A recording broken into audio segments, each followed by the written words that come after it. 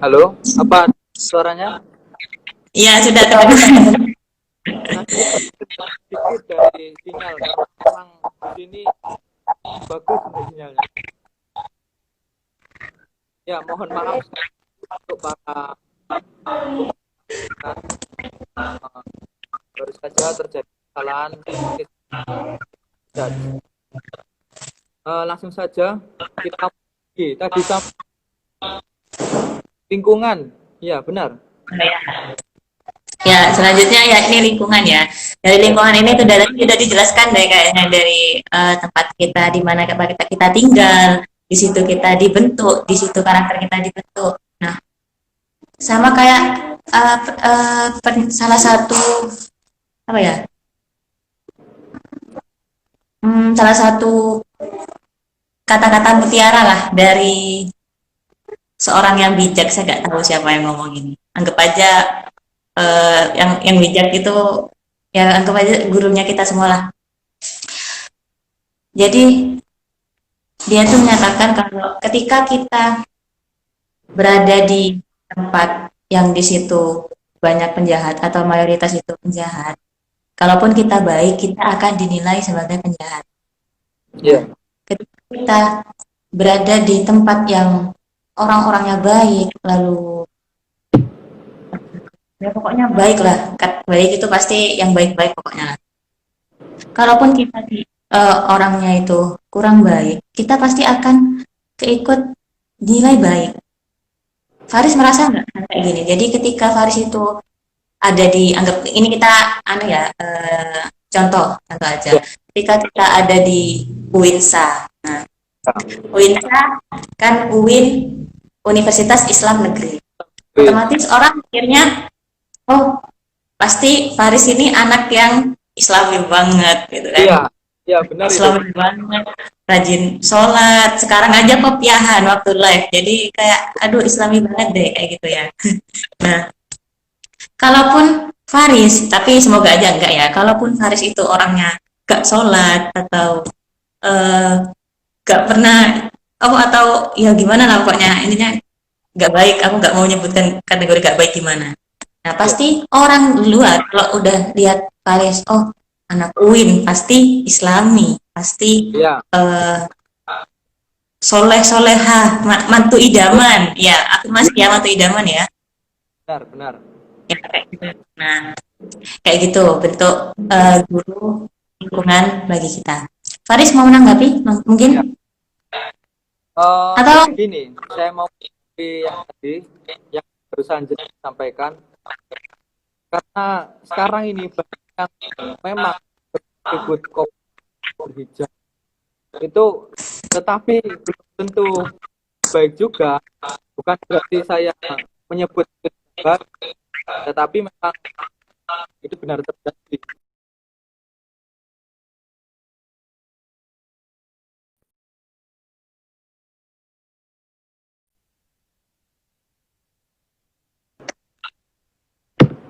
Berislam hanya karena memang dari pribadinya itu saja sih. Karena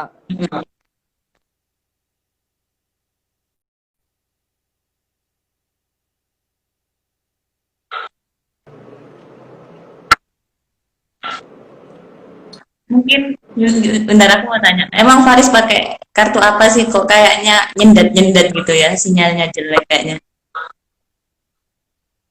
pakai Telkomsel. Padahal ya. Semoga ke depan ini nggak nyendat-nyendat lagi kayak tadi ya.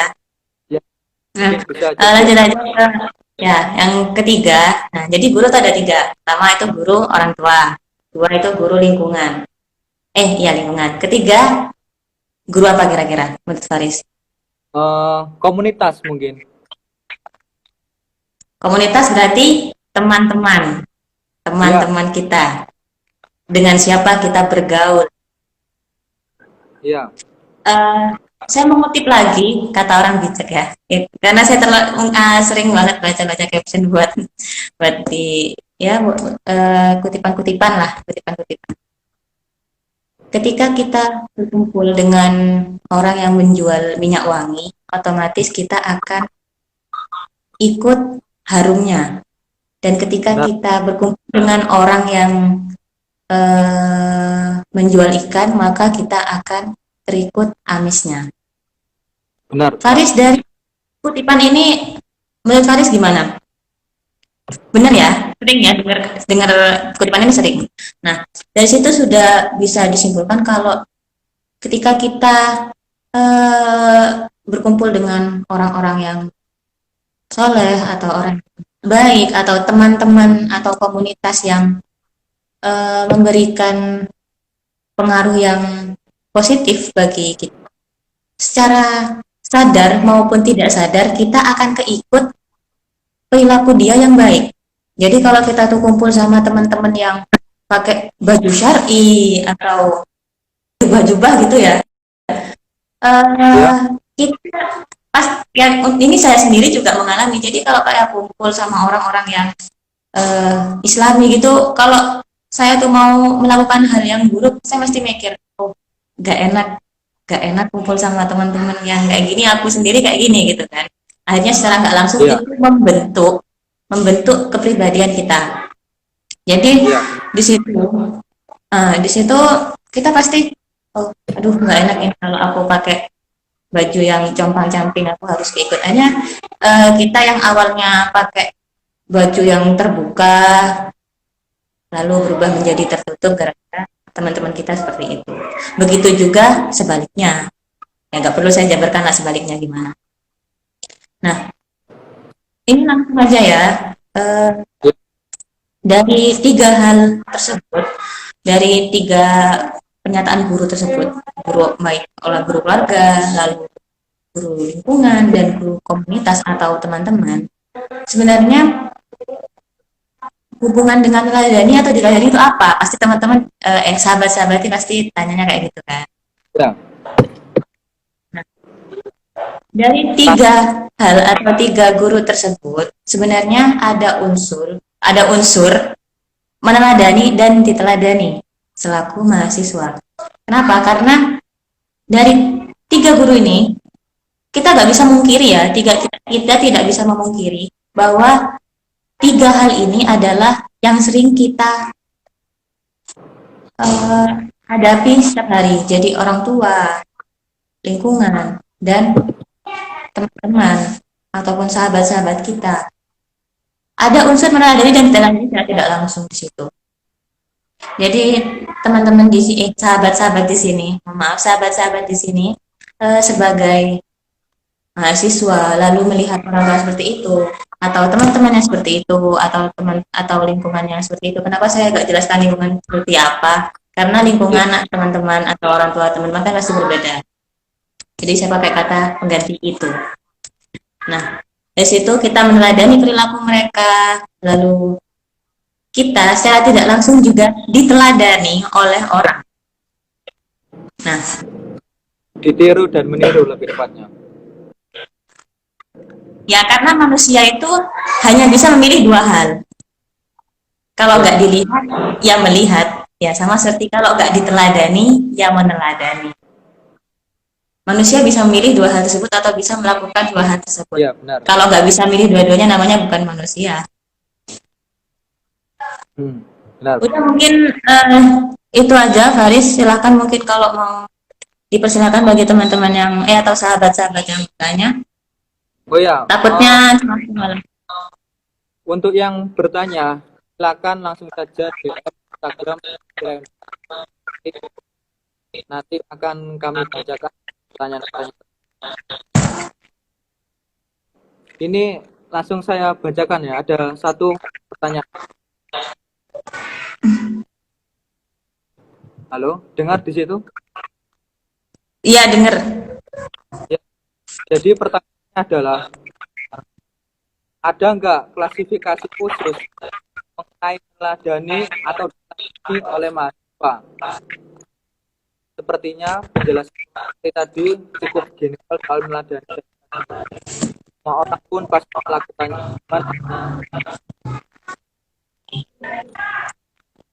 Ini yang tanya siapa kalau boleh tahu? Yang bertanya adalah Nong Aktor HD. M Husnul Huda ya. Ya, Min tanya, ada nggak klasifikasi khusus mengenai meneladani atau diteladani oleh mahasiswa?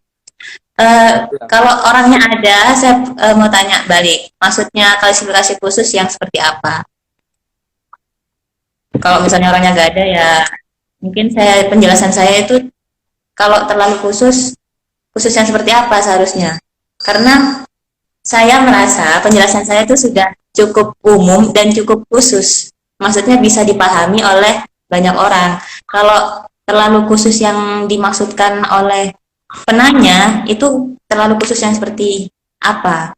Jadi perlu saya tanyakan bagaimana klasifikasi yang khusus menurut eh, penanya tadi.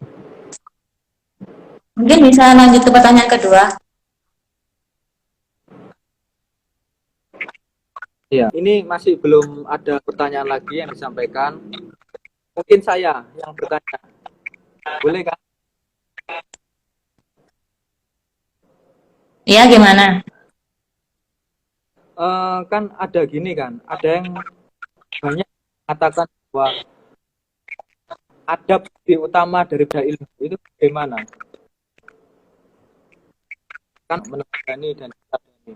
Yang akhlak tadi itu. Gimana, Haris? Saya ulangi lagi pertanyaannya.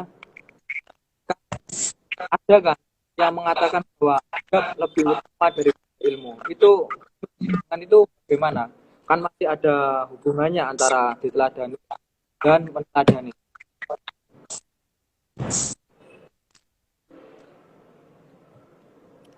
Menurut saya itu hal yang benar ya, adab lebih daripada didahulukan daripada ilmu. Tapi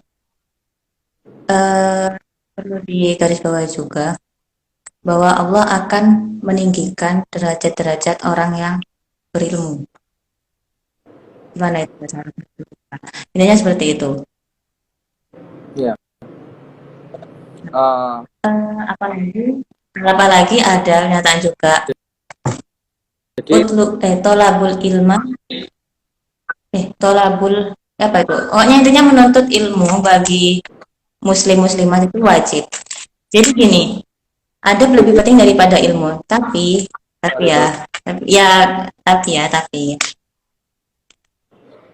orang yang berilmu biasanya lebih bisa berakhlakul karimah. Tapi ya dan ilmunya juga. Kalau ilmu kan macam-macam, ada ilmu santet, ya itu termasuk ilmu juga. Ilmu santet itu beda lagi.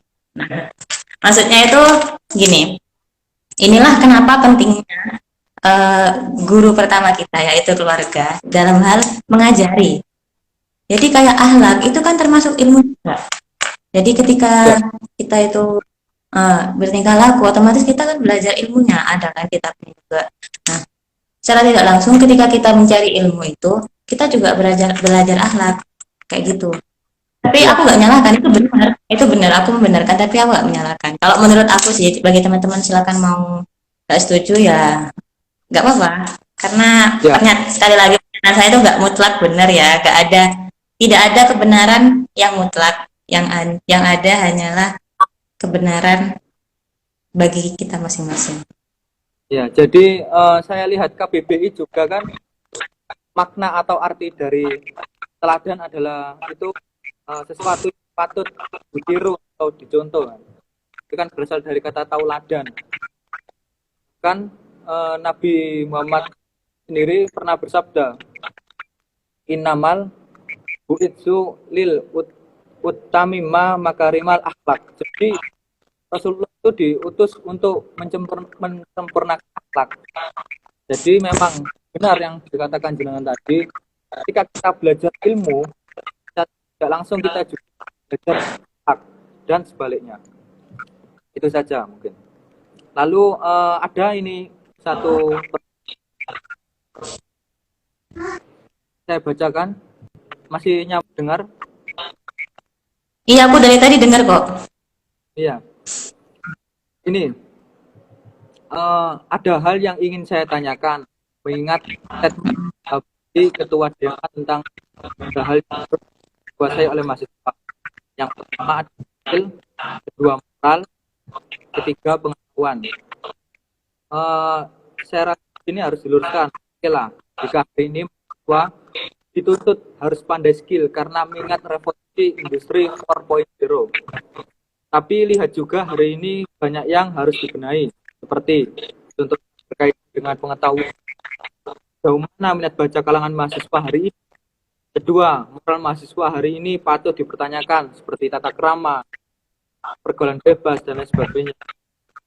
Kalau memang konsepnya berbeda, tetapi ini juga harus diluruskan agar tidak terjadi, kalau menurut hemat saya, yang benar itu pengetahuan dulu, baru skill, dan moral. Jadi ini mungkin bisa diklarifikasi atau dijawab oleh jenengan.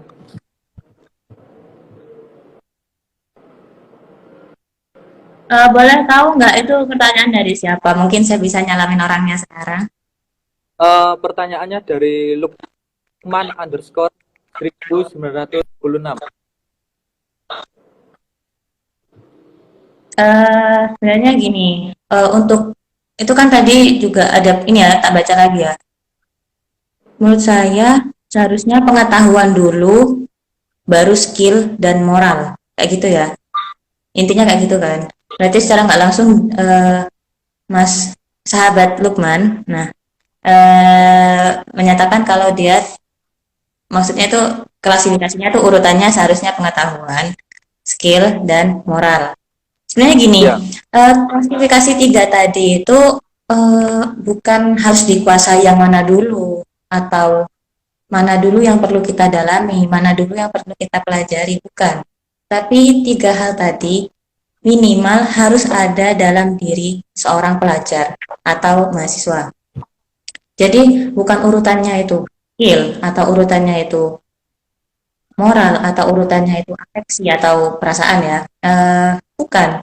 Tapi emang tiga hal itu harus dimiliki oleh mahasiswa, bukan kita harus belajar skill, kita harus punya skill seperti ini dulu, baru kita belajar moral. Anggap aja gini, kita harus belajar public speaking dulu, baru kita belajar moral atau ya, ahlak dalam berpublic speaking. Bukan. Jadi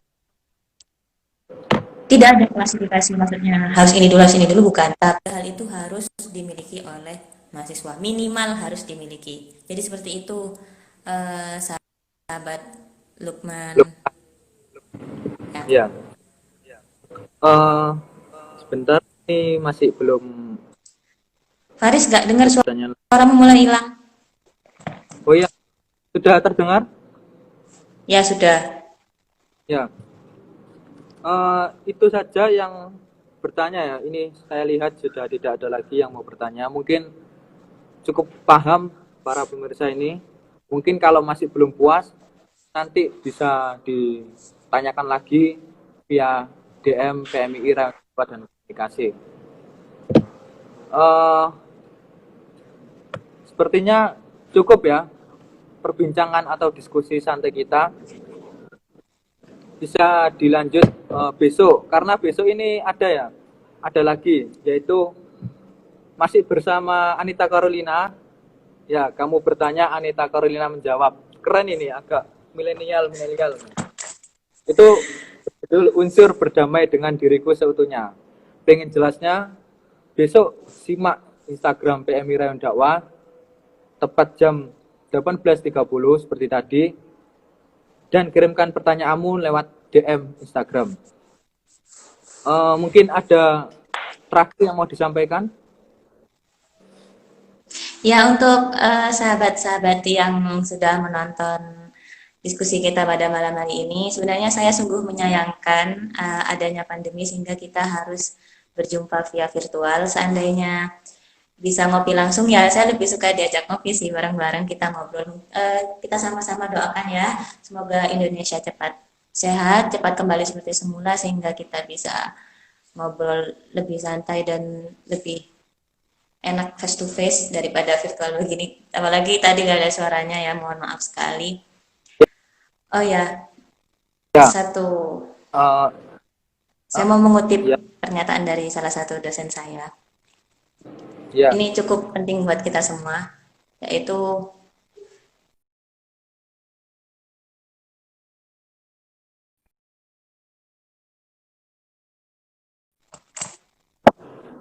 pernyataannya gini, tumbuhlah engkau dimanapun engkau ditanam.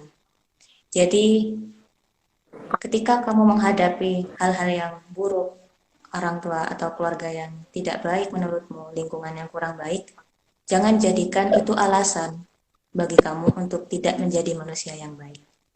Baik, al-insanu mahalul khata' wa nisyan. Semua yang salah itu asalnya dari saya, semua yang baik itu asalnya dari Allah. Terima kasih teman-teman, sahabat-sahabat semuanya yang sudah menonton live kita malam hari ini. Ketemu Saya lagi di dunia saya nyata ucap aja. terima kasih kepada sahabat-sahabati yang telah bergabung di diskusi kali ini. Ini ada yang saya kutip dari pernyataan tadi itu. Jadi guru kita ada 3, yaitu lingkungan, keluarga, dan komunitas. Dan ini ada kalimat mutiara ya. Ilmu yang paling utama adalah tingkah ilmu laku. Dan amal yang paling utama adalah menjaga tingkah laku. Terima kasih, mungkin saja itu yang saya sampaikan. Jika ada salahnya, mohon maaf. Wallahul muwaffiq ila aqwamit thoriq. Wassalamualaikum warahmatullahi wabarakatuh.